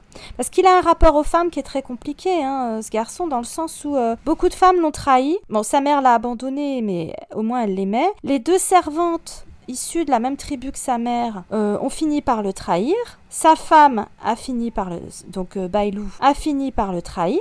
Donc c'est compliqué. Les femmes sont souvent source de trahison pour lui. En même temps, personne lui veut du bien, ce garçon, que ce soit les hommes ou les femmes.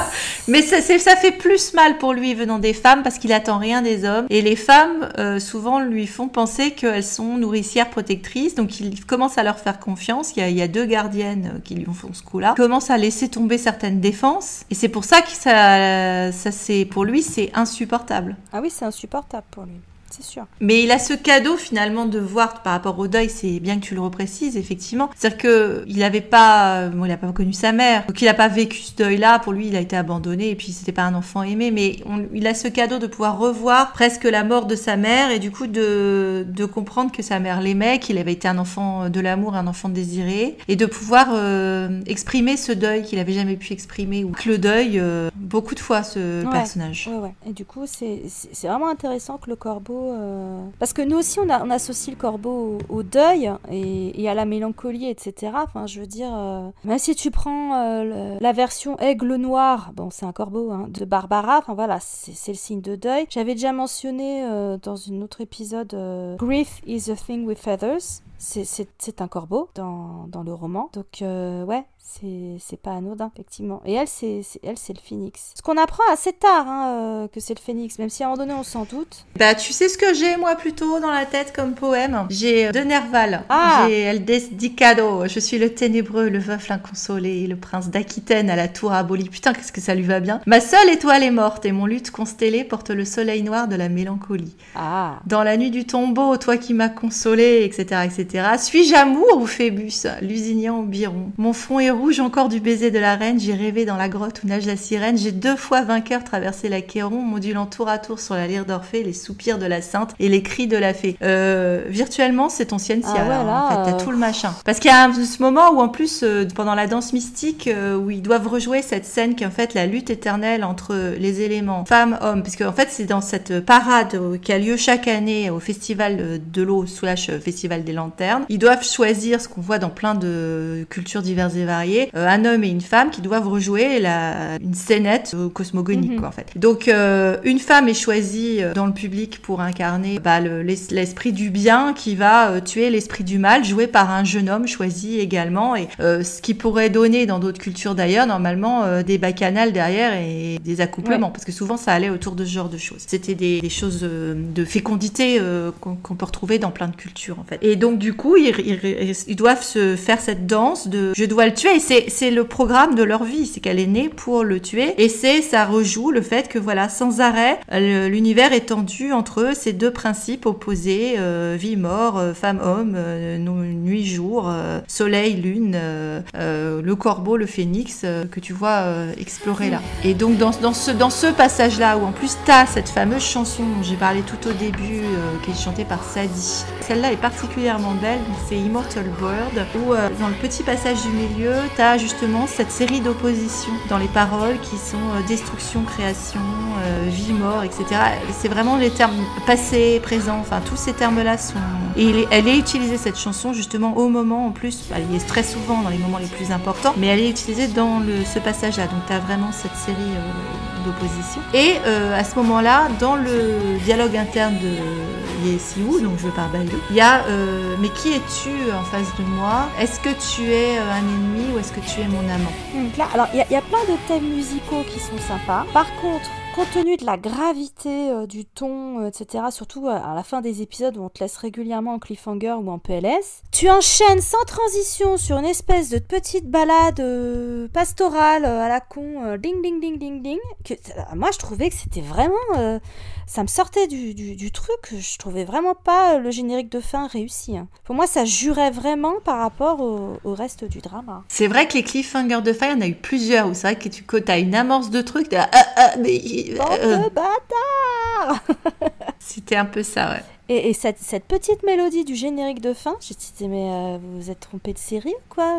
Vous avez inversé les pistes? T'as pas beaucoup d'éléments pastoraux, mais c'est vrai qu'il y en a quelques-uns. C'est vrai que t'as droit à une scène de pétales de fleurs au moment où ça pourrait jouer Notre amour est patabou sur Naboo, pour une fois. Puis à un moment, t'as droit à la balançoire, à l'escarpolette fleurie. Avec les lucioles. Presque tu pourrais être que finalement dans de la désolation tout du long. Ah oui, moi j'aurais préféré un thème beaucoup plus dramatique ou épique ou guerrier. Ça aurait vachement mieux matché que cette espèce de petit truc là. Ça fait partie de ces choix bizarres que je m'explique pas en fait. Comme le passage, le fameux rêve de machin là dans le fond de la rivière des j'en pouvais plus les palourdes. Hein, c'est trop long. Bordel. Puis moi les palourdes, j'avais le visuel d'Alice au Pays des Merveilles tout du long, tu sais, avec la chanson avec le vent, c'est les machins qui vont bouffer les poils lourds. C'était tellement long. C'était tellement chiant. Alors que le propos était bien, hein, par ailleurs, mais... Oui, mais c'est alambiqué, tu vois, ça a déstabilisé plein de monde, parce que tu comprends pas... Ouais, tu comprends pas ce que ça... Si c'est pas lié à eux complètement... Et oui, d'une manière, c'est lié à eux, puisque c'est là qu'ils prennent la méthode d'inversion des destinées de la loose, mais c'est quand même chiant, ce passage-là. Ça te fait vraiment une rupture avec l'histoire qui est déstabilisante, avec des mignonneries aussi, d'ailleurs, au passage, au moment où il a perdu la vue, et elle s'occupe de lui, après qu'elle l'a violé justement d'ailleurs, enfin je sais bien que c'est pas un viol, mais bon voilà, donc ils sont là à la campagne pastorale machin, moment bucolique, en plus il lui ment parce qu'il a retrouvé la vue, c'est très bien que c'est elle. D'ailleurs bizarrement le mec il a pas reconnu tout de suite que c'était elle, à la voix, à l'odeur, c'est bien la peine d'être un dieu, tu sais, tu te dis des fois ah bah because le scénar, hein, c'est toujours pareil, hein. Because scénar, c'est bon, ça a de la bonne, ça, non, c'est pas possible. Non, ça c'était pas très réussi. Il y avait quelques trucs qu'on n'a pas mentionnés qui étaient hyper réussis. Je suis en train de repenser la scène de danse sur le bateau. Ah, c'était bon ça, la scène de séduction. Oh, qui était bon. Ah, c'était de la bonne. En plus, elle est là, elle lui met le truc autour du cou et vas-y que je te prenne en otage. Puis il leur demande le père avec le bandage. Là. À premier moment où tu sais qu'il va pas supporter de la perdre en fait. Alors qu'il était là à dire j'en ai rien à foutre de toi avant, t'es en mode balèque. Mais à partir du moment où elle se jette à l'eau. Ah, tu vois qu'il est. Ah, moi j'aime beaucoup ce passage. Il est au bout de sa life qu'elle est chercher à le quitter en fait. Oui, ouais, fuis-moi je te suis-moi je te fuis. Dans les scènes, parce que c'est vrai que t'es dans le train de la fin bien réussi. Au tout début de l'épisode 39, où il part en full villainous crush. Ah ouais. Avec t'as droit aux gants, machin, etc. Alors là, ça te rappelle bien l'épisode 2 de justement de Love Between Fairy and Devil. Ça a une ressucée de ça, où c'est très réussi ce passage-là. Bonne séquence, voilà, une séquence où t'avais de la tension sexuelle. Ah oui. Là, tu seras ma reine, machin. Parce que tel est mon bon plaisir. Exactement. Est-ce que tu vas me tuer ? Bah, quand j'en aurai marre de toi, oui, je te tuerai.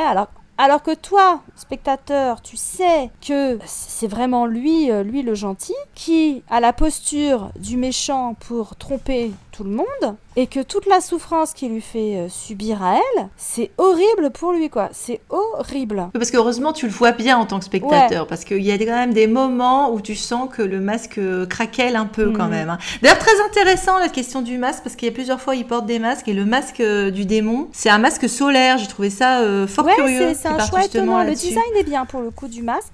Ah oui, mais c'est très étonnant, ouais, ce choix aussi.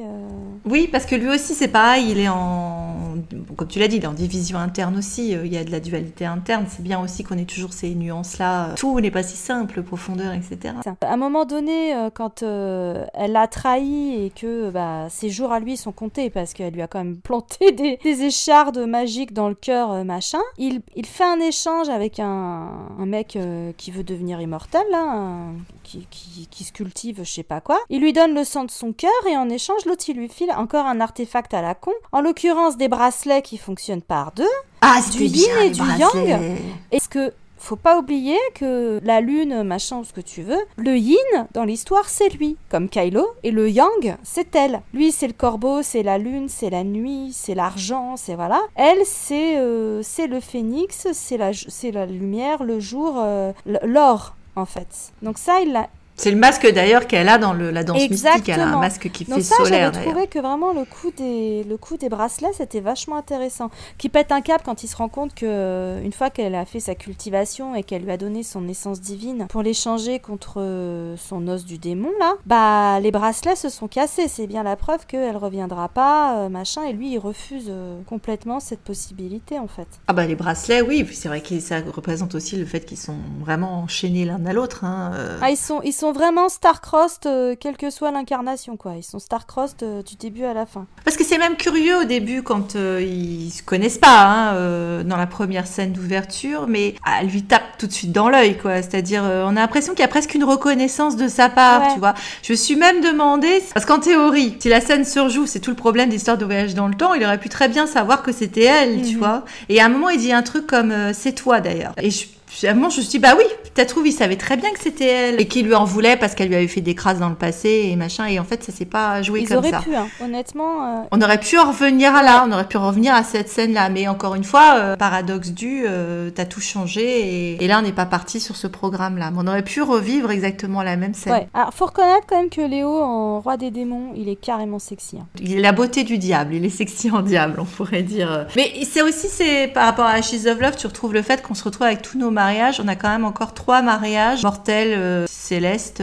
Parce que si, c'est chez les célestes dans la version du rêve, là, la version virtuelle. Ouais. T'as un mariage céleste avec le premier char céleste avec pétales de rose. Donc comme dans Ashes of Love, voilà, sauf que là, c'est tout le temps avec la même personne. Par contre, là, elle se marie. Le mariage chez les mortels, plume bidule. Et puis après, mon truc en plume.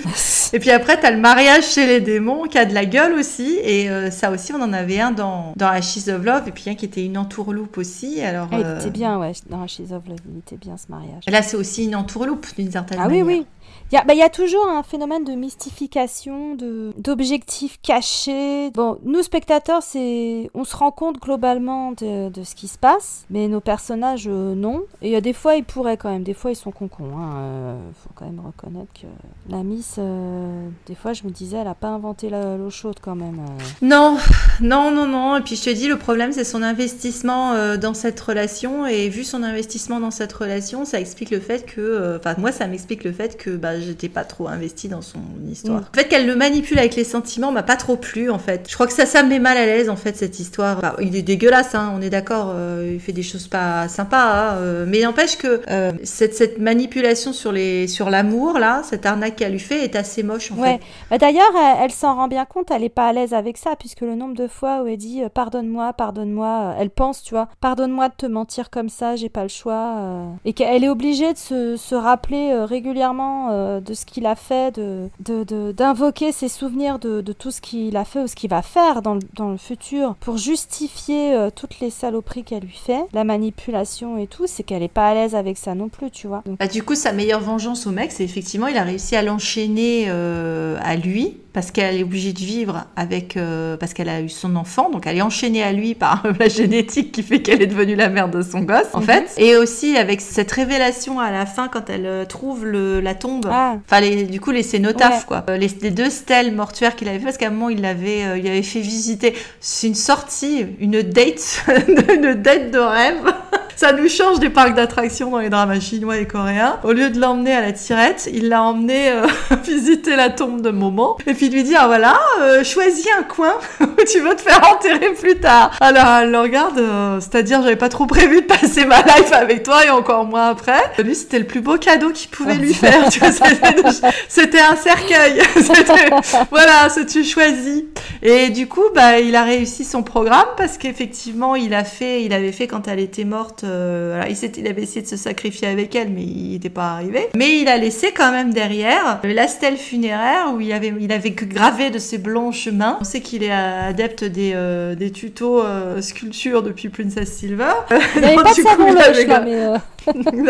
non, mais il sculptait des petites figurines en bois. Et donc, du coup, il a mis tombe de Yesiwu, la bien-aimée donc, de Titan Jin. Et puis, il a laissé la place après pour la stèle avec marqué tombe de Titan Jin, bien-aimée de Yesiwu. Bien-aimé, you wish, hein, il n'était pas du tout sûr d'être bien-aimé à ce moment-là. Mais... C'était une des grandes questions qui se posait des fois, c'est qu'est-ce qui restera de nous?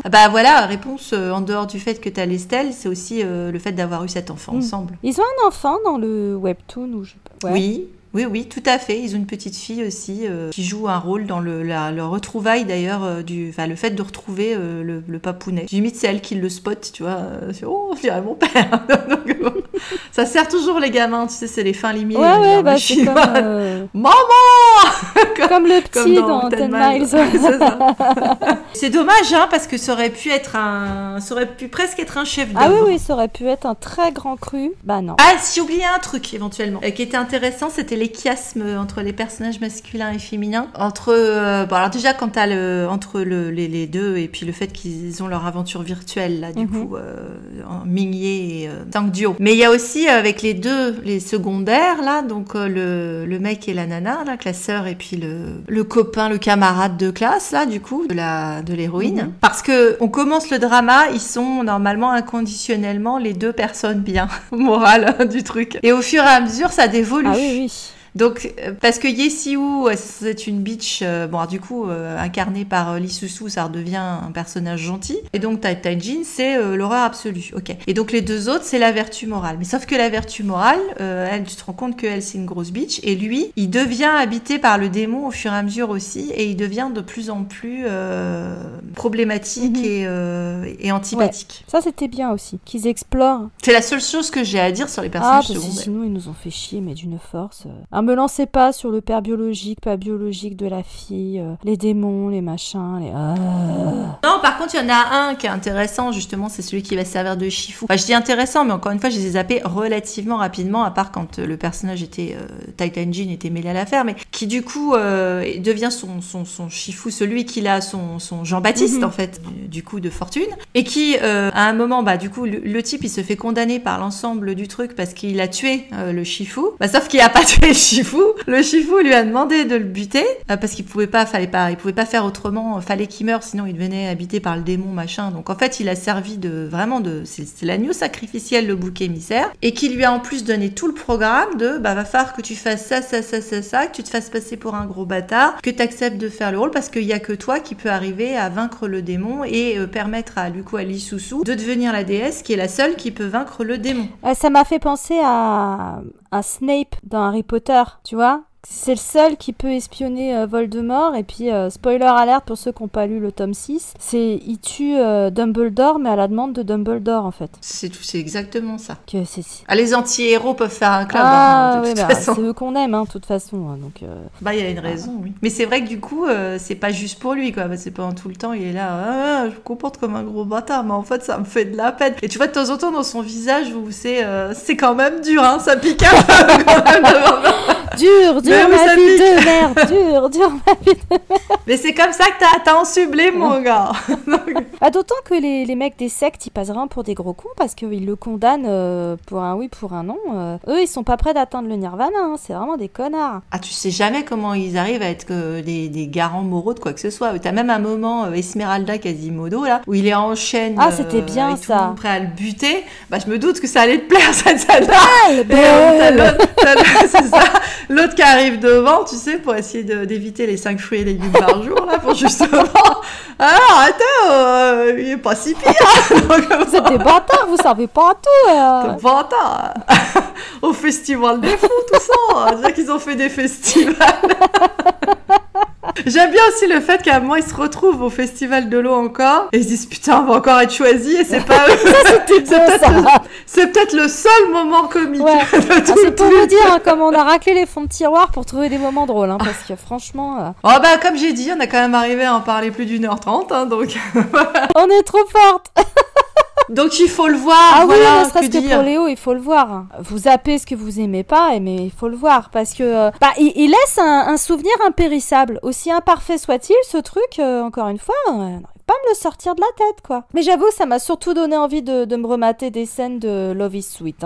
Le deuxième effet. Il y en a plein qui se sont amusés à faire des montages de parallèles entre Love is Sweet et Till the End of the Moon. Donc je te les mets. Oui, j'ai vu des montages où en fait, genre Love is Sweet, c'est leur dernière incarnation dans le monde moderne, en fait. Alors ça a été, en plus, j'ai envie de te dire, bien favorisé par une campagne de posters que j'ai vu passer où ils avaient photographié chacun des acteurs habillés, pas que en plus Bailou et Léo, il y en avait d'autres. Ils sont habillés modernes, ils se regardent dans un miroir et dans le miroir tu as leur personnage du drama. Ça c'était bien foutu, c'était beau ces posters. Donc du coup tu vois ça va avec l'idée qu'effectivement, mais tout d'un moment tout devient une version alternative. On est dans l'ère du multivers les enfants, donc... surtout quand tu prends les mêmes acteurs, c'est un risque. C'est toujours une possibilité. Donc celui-là c'est fait, il y en a d'autres qui arrivent. Il y a du lourd qui va arriver, Et puis si c'est pas déjà fait, allez vite voir Léo allez voir Léo dans toutes ses incarnations, il est très bien. Lui. Mais des fois dans des trucs franchement pas terribles. Des fois c'est son karma, je pense. Soit il a un petit rôle, alors que ça aurait été le personnage le plus intéressant comme dans Princesse Silver, soit il est dans un drama un peu merdique, mais il tire son épingle du jeu, quoi. Il dirait comme C3PO, tu sais, je suis né pour souffrir, c'est là ma destinée. Bon écoute Léo, que la force soit avec toi et à très bientôt dans de nouvelles œuvres. À bientôt.